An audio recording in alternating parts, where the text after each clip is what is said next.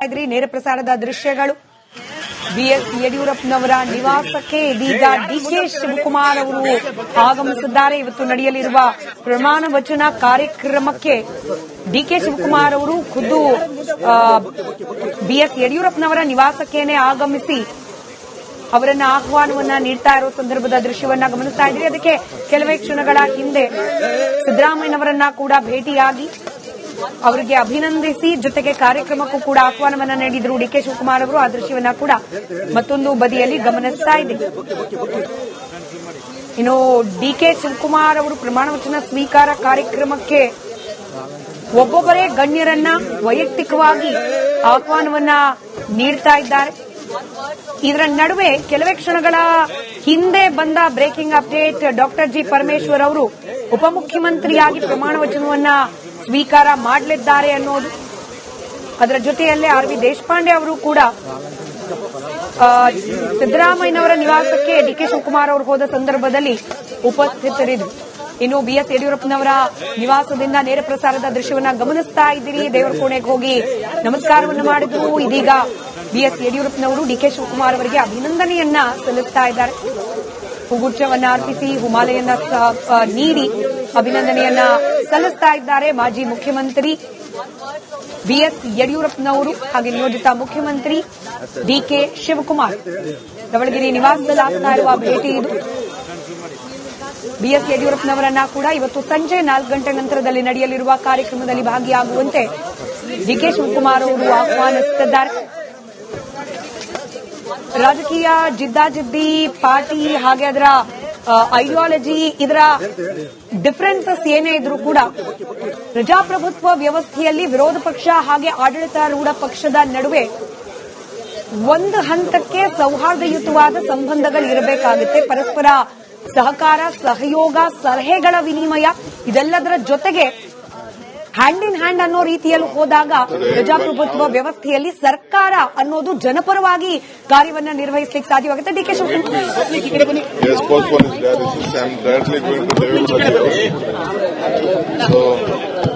ನಮ್ಮ ರಾಜ್ಯಕ್ಕೆ ಇಬ್ಬರು ಹಿರಿಯ ಆಸ್ತಿಗಳು ದೇವೇಗೌಡರು ಮತ್ತು ಯಡಿಯೂರಪ್ಪನವರು. ಆಮೇಲೆ ಬೇರೆಯವ್ರನ್ನು ಭೇಟಿ ಮಾಡ್ತೀನಿ.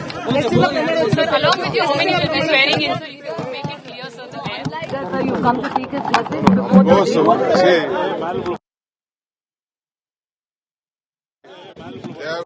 the work for and all of us have to work together.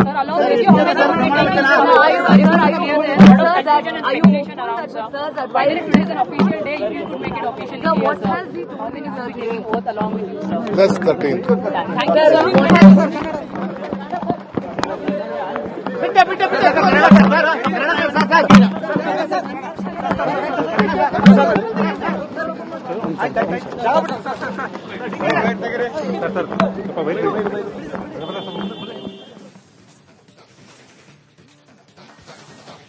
ನಾಡಿನ ರಾಜಕೀಯ ಗಣ್ಯರು ಬಿಎಸ್ ಯಡಿಯೂರಪ್ಪನವರು ಹಾಗೆ ಡಿಕೆ ಎಚ್.ಡಿ. ದೇವೇಗೌಡರು, ಹೀಗಾಗಿ ಇಬ್ಬರೂ ನಾಯಕರನ್ನ ನಾನು ವೈಯಕ್ತಿಕವಾಗಿ ಹೋಗಿ ಭೇಟಿ ಮಾಡಿ ಕಾರ್ಯಕ್ರಮಕ್ಕೆ ಆಹ್ವಾನವನ್ನ ನೀಡ್ತೇನೆ ಅಂತ ಹೇಳಿ ನೋಡಕ್ ಹೋಗ್ತಾ ಇದ್ದೀನಿ. ಹೋಗ್ತಾ ಇದ್ದೀನಿ.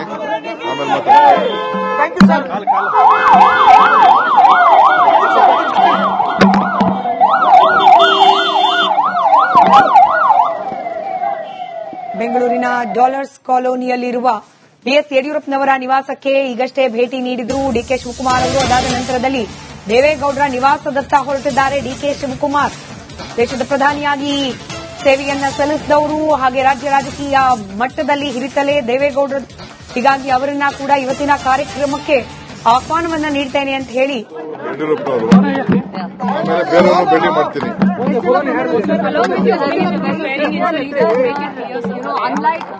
Unlike in other states, very senior opposition leaders you come to seek his blessing before they have guided the state, they have worked for the state, and they have contributed for the state. So all of us have to work together.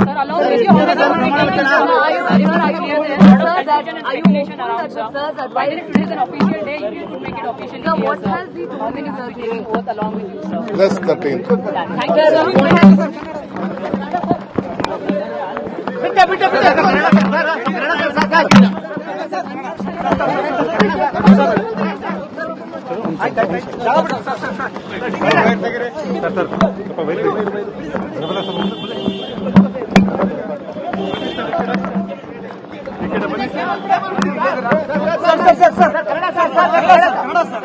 Sir, ಇವತ್ತು ಪದಗ್ರಹಣ ಆಗ್ತಾ ಇದ್ರಿ ಸಚಿವ ಸಂಪುಟ ಯಾರಾದ್ರೂ ಕರೆ ಮಾಡಿದ್ರಿ sir?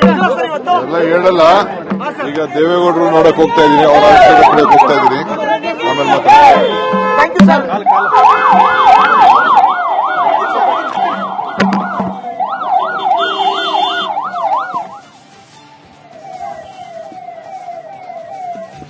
ನೇರ ಪ್ರಸಾರದ ದೃಶ್ಯಗಳು. ಬಿಎಸ್ ಯಡಿಯೂರಪ್ಪನವರ ನಿವಾಸಕ್ಕೆ ಇದೀಗ ಡಿಕೆ ಶಿವಕುಮಾರ್ ಅವರು ಆಗಮಿಸಿದ್ದಾರೆ. ಇವತ್ತು ನಡೆಯಲಿರುವ ಪ್ರಮಾಣ ವಚನ ಕಾರ್ಯಕ್ರಮಕ್ಕೆ ಡಿಕೆ ಶಿವಕುಮಾರ್ ಅವರು ಖುದ್ದು ಬಿಎಸ್ ಯಡಿಯೂರಪ್ಪನವರ ನಿವಾಸಕ್ಕೇನೆ ಆಗಮಿಸಿ ಅವರನ್ನ ಆಹ್ವಾನವನ್ನ ನೀಡ್ತಾ ಇರೋ ಸಂದರ್ಭದ ದೃಶ್ಯವನ್ನ ಗಮನಿಸ್ತಾ ಇದ್ದೀರಿ. ಅದಕ್ಕೆ ಕೆಲವೇ ಕ್ಷಣಗಳ ಹಿಂದೆ ಸಿದ್ದರಾಮಯ್ಯನವರನ್ನ ಕೂಡ ಭೇಟಿಯಾಗಿ ಅವರಿಗೆ ಅಭಿನಂದಿಸಿ ಜೊತೆಗೆ ಕಾರ್ಯಕ್ರಮಕ್ಕೂ ಕೂಡ ಆಹ್ವಾನವನ್ನ ನೀಡಿದ್ರು ಡಿಕೆ ಶಿವಕುಮಾರ್ ಅವರು. ಆ ದೃಶ್ಯವನ್ನ ಕೂಡ ಮತ್ತೊಂದು ಬದಿಯಲ್ಲಿ ಗಮನಿಸ್ತಾ ಇದ್ದೀವಿ. ಇನ್ನು ಡಿಕೆ ಶಿವಕುಮಾರ್ ಅವರು ಪ್ರಮಾಣ ವಚನ ಸ್ವೀಕಾರ ಕಾರ್ಯಕ್ರಮಕ್ಕೆ ಒಬ್ಬೊಬ್ಬರೇ ಗಣ್ಯರನ್ನ ವೈಯಕ್ತಿಕವಾಗಿ ಆಹ್ವಾನವನ್ನ ನೀಡ್ತಾ ಇದ್ದಾರೆ. ಇದರ ನಡುವೆ ಕೆಲವೇ ಕ್ಷಣಗಳ ಹಿಂದೆ ಬಂದ breaking update. Doctor G Parameshwar ಅವರು ಉಪಮುಖ್ಯಮಂತ್ರಿಯಾಗಿ ಪ್ರಮಾಣ ವಚನವನ್ನ ಸ್ವೀಕಾರ ಮಾಡಲಿದ್ದಾರೆ ಅನ್ನೋದು. ಅದರ ಜೊತೆಯಲ್ಲೇ ಆರ್ ವಿ ದೇಶಪಾಂಡೆ ಅವರು ಕೂಡ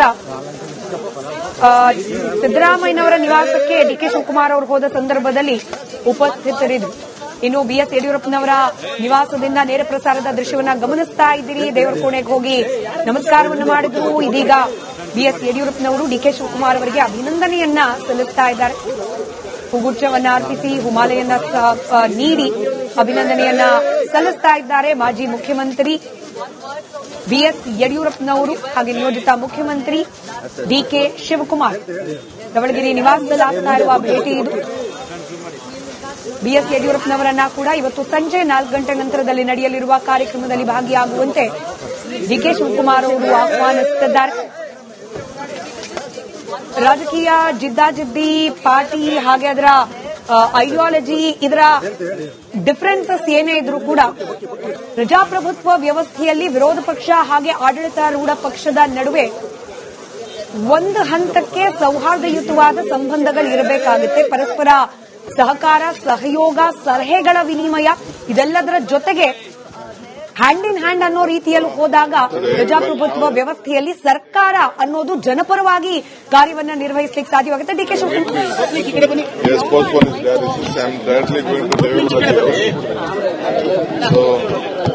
ನಮ್ಮ ರಾಜ್ಯಕ್ಕೆ ಇಬ್ಬರು ಹಿರಿಯ ಆಸ್ತಿಗಳು ದೇವೇಗೌಡರು ಮತ್ತು ಯಡಿಯೂರಪ್ಪನವರು. ಆಮೇಲೆ ಬೇರೆಯವ್ರನ್ನ ಭೇಟಿ ಮಾಡ್ತೀನಿ.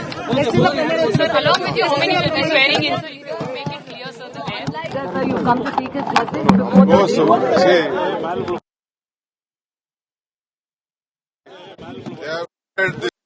work for and all of us have to work together.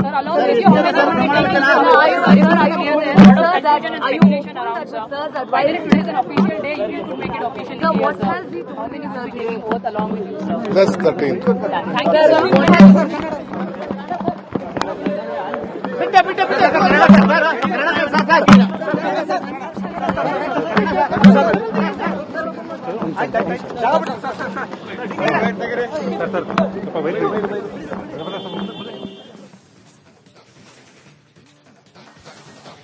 ನಾಡಿನ ರಾಜಕೀಯ ಗಣ್ಯರು ಬಿಎಸ್ ಯಡಿಯೂರಪ್ಪನವರು ಹಾಗೆ ಡಿಕೆ ಎಚ್.ಡಿ. ದೇವೇಗೌಡರು, ಹೀಗಾಗಿ ಇಬ್ಬರೂ ನಾಯಕರನ್ನ ನಾನು ವೈಯಕ್ತಿಕವಾಗಿ ಹೋಗಿ ಭೇಟಿ ಮಾಡಿ ಕಾರ್ಯಕ್ರಮಕ್ಕೆ ಆಹ್ವಾನವನ್ನ ನೀಡ್ತೇನೆ ಅಂತ ಹೇಳಿ ನೋಡಕ್ ಹೋಗ್ತಾ ಇದೀನಿ, ಅವರ ಕಡೆ ಹೋಗ್ತಾ ಇದೀನಿ.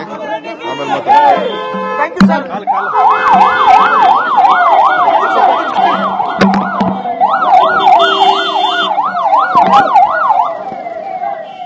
ಬೆಂಗಳೂರಿನ ಡಾಲರ್ಸ್ ಕಾಲೋನಿಯಲ್ಲಿರುವ ಬಿಎಸ್ ಯಡಿಯೂರಪ್ಪನವರ ನಿವಾಸಕ್ಕೆ ಈಗಷ್ಟೇ ಭೇಟಿ ನೀಡಿದ್ರು ಡಿಕೆ ಶಿವಕುಮಾರ್ ಅವರು. ಅದಾದ ನಂತರದಲ್ಲಿ ದೇವೇಗೌಡರ ನಿವಾಸದತ್ತ ಹೊರಟಿದ್ದಾರೆ ಡಿಕೆ ಶಿವಕುಮಾರ್. ದೇಶದ ಪ್ರಧಾನಿಯಾಗಿ ಸೇವೆಯನ್ನ ಸಲ್ಲಿಸಿದವರು ಹಾಗೆ ರಾಜ್ಯ ರಾಜಕೀಯ ಮಟ್ಟದಲ್ಲಿ ಹಿರಿತಲೇ ದೇವೇಗೌಡರು. ಹೀಗಾಗಿ ಅವರನ್ನ ಕೂಡ ಇವತ್ತಿನ ಕಾರ್ಯಕ್ರಮಕ್ಕೆ ಆಹ್ವಾನವನ್ನ ನೀಡ್ತೇನೆ ಅಂತ ಹೇಳಿ ಯಡಿಯೂರಪ್ಪನವರು. ಆಮೇಲೆ ಬೇರೆಯವ್ರನ್ನ ಭೇಟಿ ಮಾಡ್ತೀನಿ.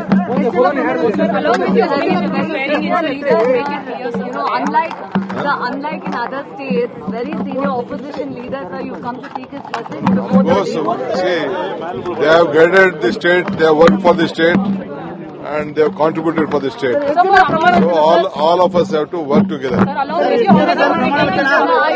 you hopeful that the sir's advice is an official day, you could make it official? Sir, what has he told you, sir? Plus 13th. Thank you, sir.